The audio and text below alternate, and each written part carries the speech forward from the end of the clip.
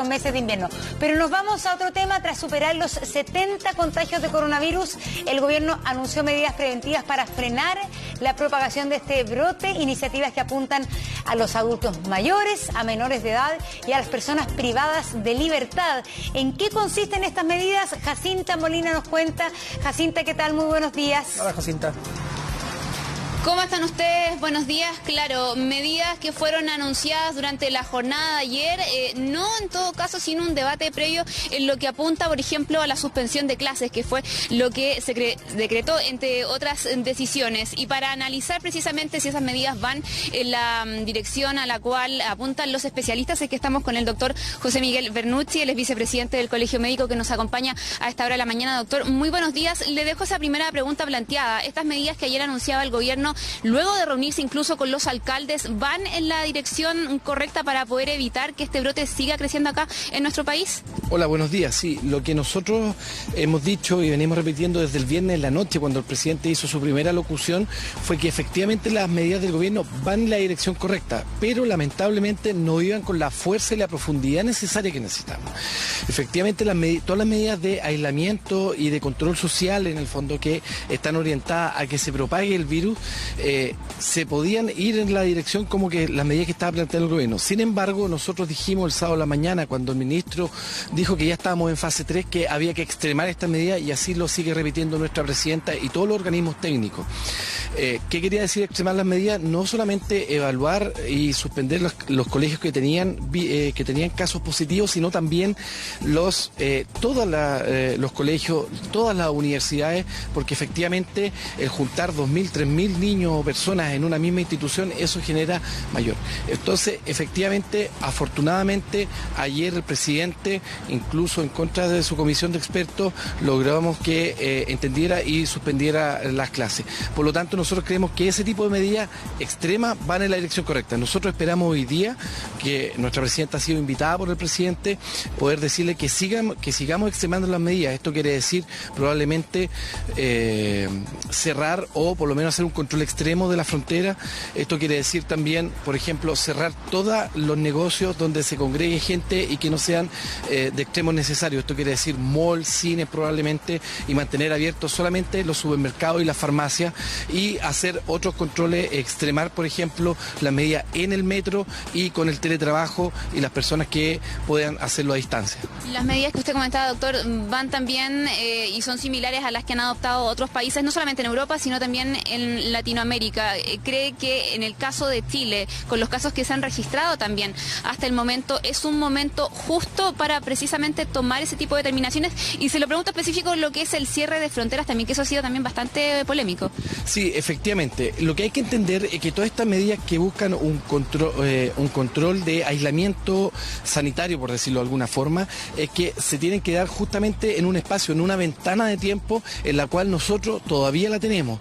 Esta ventana día a día, a medida que van aumentando los casos y que van apareciendo brotes en diversas partes del país, esta ventana se va a ir cerrando. El ejemplo más extremo que tenemos a nivel mundial fue Italia.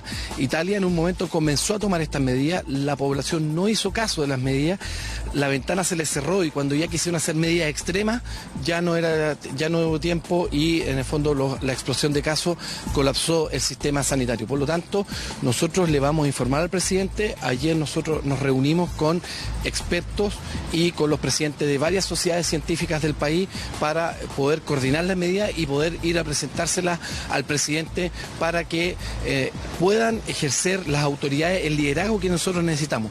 Nosotros necesitamos ahora que las autoridades ejerzan un liderazgo tremendo, muy fuerte y potente, para que la ciudadanía pueda confiar en estas autoridades y a la vez pueda seguir las recomendaciones.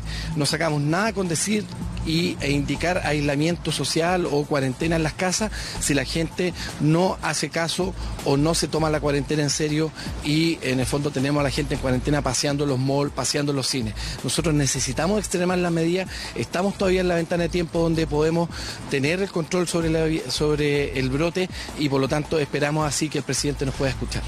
Doctor Bernurchi, en el estudio también hay preguntas para usted. Así es, ¿qué tal? Muy buenos días, doctor. A ver, hay una duda bien grande respecto al transporte público, porque si bien el metro y también el Transantiago Red ha anunciado y ha mostrado todas las medidas que está tomando, la verdad es que la cercanía que se da en el metro, en una micro, es muy grande.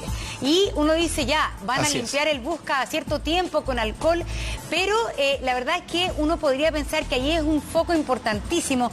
¿Qué se puede hacer? Y ahí está el tema de las mascarillas, que de verdad yo no logro entender, porque el ministro de Salud ha dicho que las mascarillas no se requieren, pero uno ve imágenes de otros países, Singapur, por ejemplo, que controló súper bien el brote, repartieron mascarillas a toda la población. Entonces, ¿qué se hace con el transporte público que sea efectivo hoy día? Y si efectivamente en el transporte público es importante o no el uso de mascarillas. Sí, bueno, buenos días. Buenos días. Efectivamente, ahí tenemos un problema, porque en ciudades, ¿no es cierto?, como Santiago, donde el transporte público aglomera mucha gente, efectivamente es un factor de riesgo muy importante la aglomeración. Si vemos el metro en la mañana, efectivamente ahí puede ser un foco de transmisión importante. Por lo tanto, en realidad, nosotros hay medidas que son de índole general, que las autoridades tienen que tomar ciertas decisiones y conversar con los aparatos productivos del país. Esto quiere decir que si existe la posibilidad, tanto en el Estado como en el sector privado, de poder transformar el trabajo presencial en teletrabajo, es una medida súper importante y sumamente medida. Nosotros lo que le hemos dicho al presidente, que no solamente los mayores de 75 años, sino que sean los mayores de 60 o incluso todo el personal que pueda convertirse a teletrabajo, va a ser una medida eficaz. Lo segundo es que conversar junto a los mismos aparatos productivos públicos y privados la posibilidad de poder diferir los horarios de entrada. Todos los que andamos en metro sabemos que entre las 7:30 y las 8:30 de la mañana el metro es un metro y después de las 9 de la mañana es otro metro. Por lo tanto, tratar de poder diferir y a través de la Cámara de Comercio u otro organismo privado que las empresas puedan cambiar sus horarios de entrada y de salida para evitar los horarios peak del metro que tenemos actualmente. Y una tercera medida es las personas que puedan cambiar de sistema de locomoción, es decir, cambiar el metro por bicicleta o por un medio donde haya menos aglomeración, también es una recomendación que nos estamos entregando. La medida más extrema, el lockdown, ¿no es cierto?, que es apagar, en el fondo, si no es posible esto, hay países que han tomado la decisión de un lockdown por un tiempo, estamos hablando de una semana, 10 días, justamente para evitar esto. Argentina ¿Y la mascarilla, doctor? Ya tomó la decisión. Sí, para allá voy, porque lo que yo estoy diciendo que son las medidas sanitarias que por lo menos los otros países han adoptado. Referente a la mascarilla, tenemos dos problemas con la mascarilla principal, tres problemas con la mascarilla. El primer problema con la mascarilla es que efectivamente la evidencia científica nos dice que la mascarilla, por lo menos en personas asintomáticas, no sería una medida útil y costo efectiva. El segundo problema que tenemos con la mascarilla es que la mascarilla entrega una falsa sensación de seguridad. Esto quiere decir que las personas al ponerse la mascarilla sienten como que no estarían siendo parte del grupo de riesgo y más vulnerable, ¿ya? Y lo tercero que tenemos con la mascarilla es que el tema y eso se lo hicimos saber a través de redes sociales al ministro Mañalich.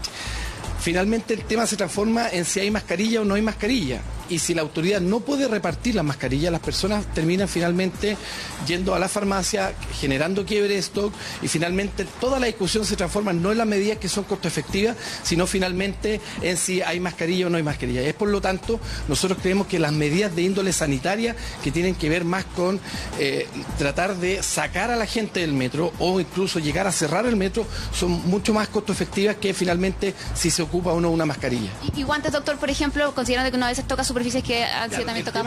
El tema con los guantes es que los fómites o las gotitas que son las que llevan el virus también quedan sobre los guantes. Entonces también entrega una falsa sensación de seguridad. Por lo tanto, la medida más costo efectiva es el lavado de manos frecuente o el uso de alcohol gel en ese caso.